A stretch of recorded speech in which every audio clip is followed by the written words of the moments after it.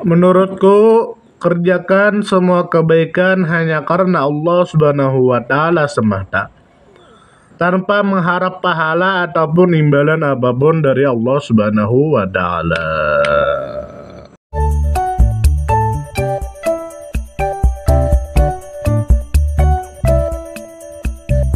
Bismillahirrahmanirrahim. Bertemu lagi dengan channel Menjelang Tidur.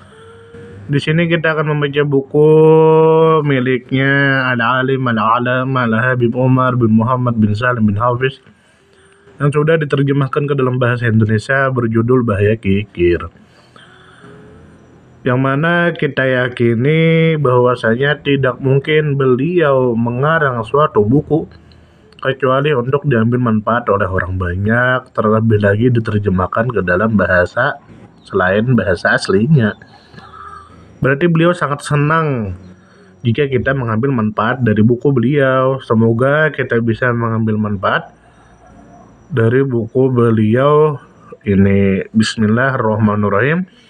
Kita lanjutkan silaturahmi kita sambil mendengarkan informasi yang sangat berharga ini, yang berjudul tentang batasan seorang dermawan dan seorang kikir. Jadi kapan sih seseorang itu dinamakan dermawan dan kapan sih seseorang itu dinamakan kikir? Apakah ada batasan seseorang dinamakan dermawan? Apakah ada batasan seseorang dinamakan kikir? Perlu diketahui bahwa Allah Subhanahu wa taala menciptakan harta dengan maksud tertentu, sehingga harta dapat disimpan untuk diberikan kepada orang lain yang membutuhkannya. Adapun seorang yang memiliki harta tetapi ia tidak menggunakannya, ada pula seseorang yang memiliki harta tetapi ia menggunakannya untuk kepentingan yang tidak baik.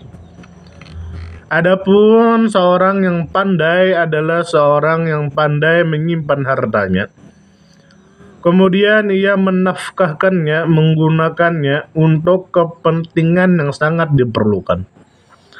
Seorang yang menyimpan hartanya ketika diperlukan untuk menafkahkannya, tetapi ia tidak mau, maka ia termasuk seorang yang kikir.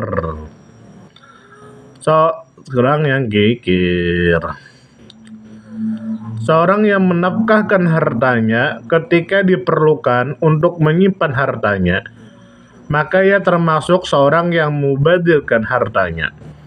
Jadi antara kedua orang itu ada yang pertengahan, itulah orang yang terpuji. Allah Subhanahu wa taala memerintahkan Rasulnya untuk bersikap dermawan. Hal ini sebagaimana yang disebutkan dalam firman Allah Subhanahu wa taala,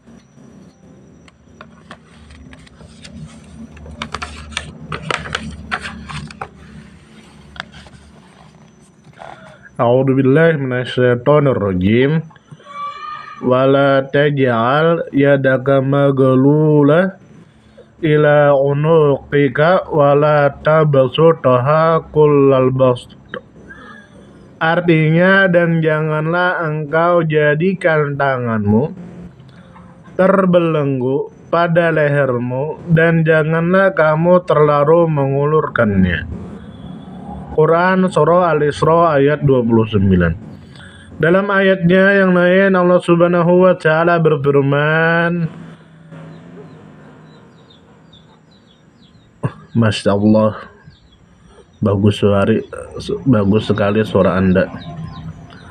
Artinya, dan orang-orang yang apabila membelanjakan harta mereka tidak berlebihan dan tidak pula kikir, dan adalah pembelanjaan itu di tengah-tengah antara yang demikian. Quran Surah Al-Furqan ayat 67. Kedua firman Allah Subhanahu wa taala tersebut mengisyaratkan bahwa seorang dermawan adalah seorang yang berada di antara kedua keadaan tersebut. Ia tidak berlebihan jika dibutuhkan untuk menafkahkan hartanya, dan ia tidak menahan hartanya jika dibutuhkan untuk menafkahkan hartanya.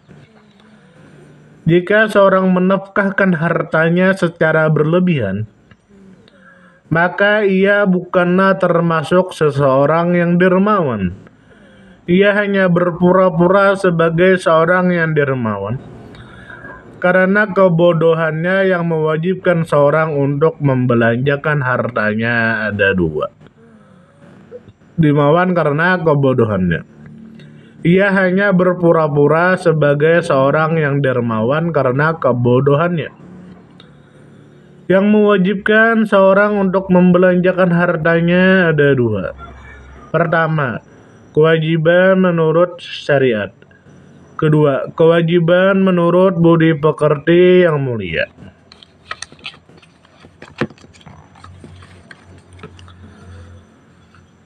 Jika seorang tidak mau menafkahkan hartanya menurut syariat atau menurut budi pekerti yang mulia, maka ia termasuk seorang yang kikir. Seorang yang tidak mau menafkahkan hartanya meskipun telah diperintah oleh syariat, maka ia termasuk seorang yang paling kikir. Adapun kewajiban budi pekerti yang mulia, maka seorang tidak boleh mempersempit untuk mengeluarkan hartanya. Seorang kikir adalah seorang yang tidak mau mengeluarkan hartanya ketika dibutuhkan untuk mengeluarkan hartanya menurut syariat atau menurut budi pekerti yang mulia. Siapapun yang menafkahkan hartanya karena menuruti perintah syariat atau menuruti budi pekerti yang mulia, maka ia tidak termasuk seorang yang kikir, dan ia tidak termasuk seorang yang dermawan sebelum ia menafkahkan kelebihan hartanya. Adapun seorang yang menafkahkan hartanya menurut perintah budi pekerti yang mulia, maka ia termasuk seorang yang dermawan asalkan ia menafkahkannya dengan senang hati, tanpa berharap imbalan atau pujian dari orang lain. Seorang yang menafkahkan hartanya karena berharap ucapan terima kasih dan pujian, maka ia termasuk seorang yang menjual kebaikan, dan ia tidak termasuk seorang yang dermawan. Sedangkan seorang yang dermawan adalah seorang yang menafkahkan hartanya tanpa berharap ucapan terima kasih atau pujian apapun dari orang lain. Sifat yang demikian hanya dimiliki oleh Allah Subhanahu wa Ta'ala, karena Allah Subhanahu wa Ta'ala Maha Dermawan.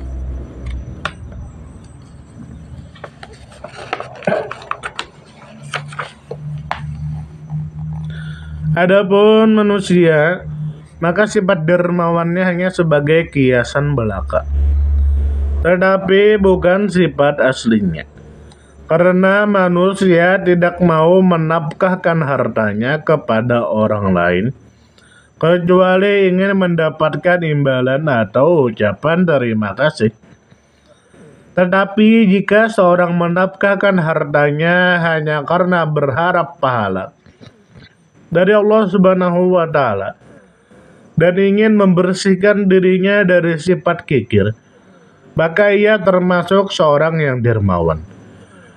Disebutkan bahwa ada sejumlah wanita ahli ibadah yang ditanya tentang arti dermawan menurut agama. Mereka menjawab, hendaknya engkau menyembah kepada Allah Subhanahu wa Ta'ala secara sukarela dan ikhlas tanpa merasa dipaksa.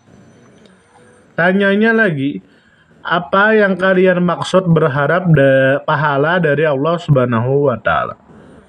Mereka menjawab, ya. Tanyanya pula, mengapa demikian?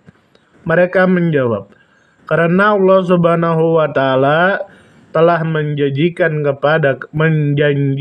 kepada kami bahwa satu amal kebajikan akan dilipat gandakan menjadi 10 kali lipat. Lalu ditanya pula, Jika kalian melakukan satu kebajikan dan kalian mendapat pahala 10 kali lipat, maka apa artinya dermawan? Mereka menjawab, menurutmu apa arti dermawan? Jawabnya, sembahlah Allah Subhanahu wa Ta'ala dengan keikhlasan penuh tanpa berharap pahala apapun dari Tuhanmu. Disebutkan bahwa ada seorang wanita ahli ibadah berkata, apakah kalian mengira bahwa kedermawanan itu hanya terbatas dengan uang saja? Ditanya lagi, lalu menurutmu bagaimana? Al-Imam Al-Muhasibi radhiyallahu anhu berkata, menurutku kedermawanan dalam agama adalah engkau korbankan jiwamu karena Allah Subhanahu wa Ta'ala semata. Demikian pula hatimu harus ikhlas sepenuhnya karena Allah Subhanahu wa Ta'ala semata. Alirkan darahmu karena Allah Subhanahu wa Ta'ala semata tanpa dipaksa. Menurutku kerjakan semua kebaikan hanya karena Allah Subhanahu wa Ta'ala semata, tanpa mengharap pahala atau imbalan apapun dari Allah Subhanahu wa Ta'ala. Jadi sampai di sini kita bisa mengetahui apa batasan orang kikir, apa batasan orang dermawan. Kapan seseorang dinamakan dermawan dan kapan dinamakan seseorang kikir. Semoga bisa diambil manfaat dari buku ini. Semoga kita bisa menjadi orang yang dermawan dan semoga kita dijauhi dari sifat kikir. Karena kita ketahui sifat kikir dan rakus dan lain sebagainya itu termasuk sifat tercela. Dan juga sebaiknya sepantasnya dianjurkan bagi kita ketika beribadah itu karena Allah Ta'ala semata. Memang beribadah itu ada beberapa macam. Seseorang beribadah itu ada karena takut neraka, dan ada pula yang beribadah karena ingin masuk surga.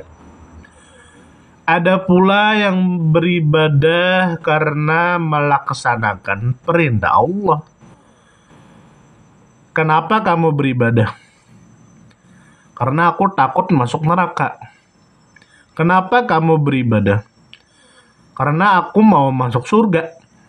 Kenapa kamu beribadah? Karena Tuhan menyuruh aku beribadah. Aku tidak peduli dengan surga dan neraka. Tuhan menyuruh aku, maka aku kerjakan. Ada juga yang beribadah itu karena cinta. Kenapa kamu beribadah? Karena aku cinta dengan Nabi Muhammad. Yang namanya cinta itu harus mengikuti apa kata orang yang dicintai. Orang yang mencintai itu sholat, berarti kita sholat.